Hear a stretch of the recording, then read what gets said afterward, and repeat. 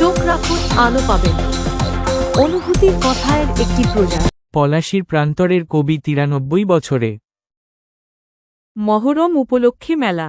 মহরমের গুরুত্ব। পলাশীর যুদ্ধ ১৭৫৭ সালে ২৩ জুন হয়েছিল। এই যুদ্ধে বাংলার নবাব সিরাজউদ্দৌলা পরাজিত হন এবং মির্জাফরের বিশ্বাসঘাতকতায় ইংরেজদের কাছে নবাবের বাহিনী পরাজিত হয়। ফলে বাংলা, বিহার ও উড়িষ্যায় ব্রিটিশ ইস্ট ইন্ডিয়া কোম্পানি সামরিক ও রাজনৈতিক কর্তৃত্ব পেয়ে পরবর্তী প্রায় ২০০ বছর ভারতের ব্রিটিশ শাসনের ভিত্তি স্থাপন হয়। পলাশী ভারতের পশ্চিমবঙ্গ রাজ্যের নদিয়া জেলার কৃষ্ণনগরের প্রায় ৫০ কিলোমিটার উত্তরে ভাগীরথী অর্থাৎ হুগলি নদীর তীরে অবস্থিত একটি গ্রাম, ঐতিহাসিক স্থান এবং পর্যটন কেন্দ্র। পলাশীর প্রান্তরের আশেপাশের গ্রামগুলো হলো বড় কুলবেড়িয়া, ছোট কুলবেড়িয়া, পুরুলিয়া ইত্যাদি। এত অঞ্চলে পরিত্যক্ত চিলমিল রয়েছে বড় এলাকা জুড়ে। পলাশীর প্রান্তরের নতুন গ্রামে এক কবির বাসভবনে আমরা সাক্ষাৎ করলাম। তিনি কবি আব্দুস সাত্তার, বয়স ৯৩ বছর। বিভিন্ন অনুষ্ঠানের জন্য ছন্দ কবিতা লিখতেন। বিয়ের কার্ড, অনুষ্ঠানের কার্ডে তার ছন্দ অতিথিদের আমন্ত্রণ জানাতো। প্রতিবাদী কবিতা লেখেন।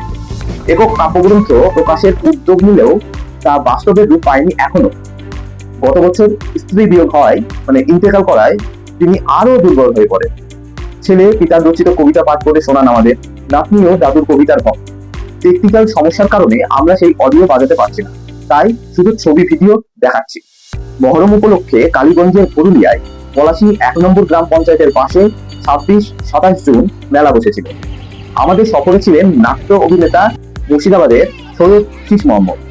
তিনি পল্লীগ্রাম টিভি চ্যানেলে অভিনয় করছেন।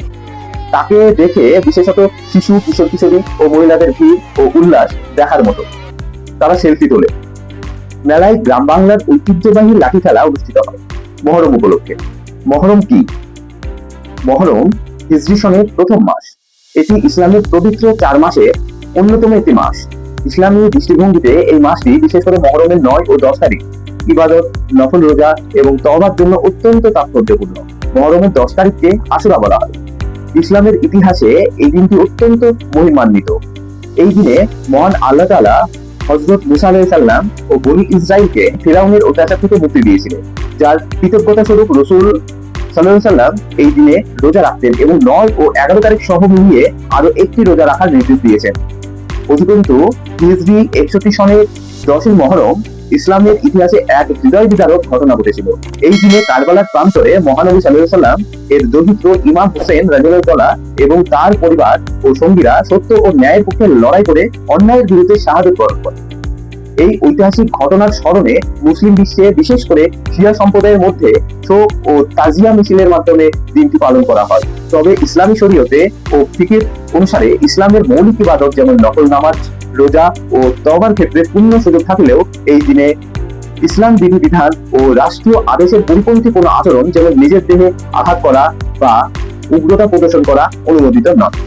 এই মহরম উপলক্ষে এই সময় মুর্শিদাবাদের ঐতিহ্যবাহী ইমামবাড়া খোলা হয়ে থাকে।